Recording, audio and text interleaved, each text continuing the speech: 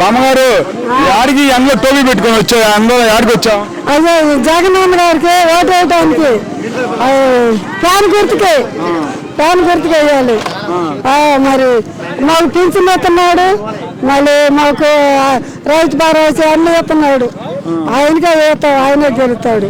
ఆయన గెలవని అన్నాడు పవన్ కళ్యాణ్. గెలుతాడు, మేము గెలిపించుకుంటాము, అందరం గెలిపించుకుంటాం. నువ్వు గెలిపించుకుంటావు అన్నావు. జగన్ బాగానే ఉంది బామ్మగారు, జగన్ తొక్కేస్తే పోతాడు పవన్ కళ్యాణ్. ఆయన తొక్కేసినా పాడు వస్తాడు, ఫ్యాన్ గిరా గిరా తిరుగుతా వచ్చింది, ఫ్యాన్ గిరా గిరా తిరిగిద్దా వచ్చేసింది. మేమందరం జగన్ చేస్తాం. గిరా గిరా ఈసారి తిరగకుండా చేస్తాం చంద్రబాబు నాయుడు. ఆయన చేసినా ఆగుతా వచ్చేసింది, జగన్ వచ్చేస్తాడు. జగన్ అందిస్తుంది, ఆయన అన్ని పథకాలు ఇస్తున్నాడు అందుకని.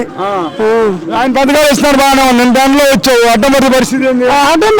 అడ్డమాడికి తిరగాలని ఆయన అంటే బేమ, అందుకని తిరగాలని వచ్చాను. అంత బేమ జగన్ అంటే?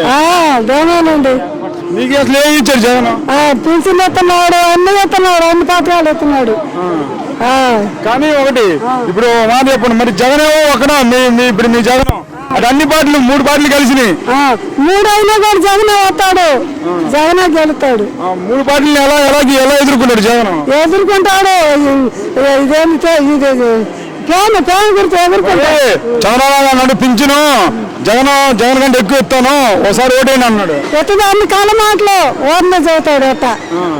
అది మాట నమ్మన్నాడు ఒకసారి. నమ్ము మరి జగన్ గెలుస్తాడు అయితే? జగనే గెలుస్తాడు.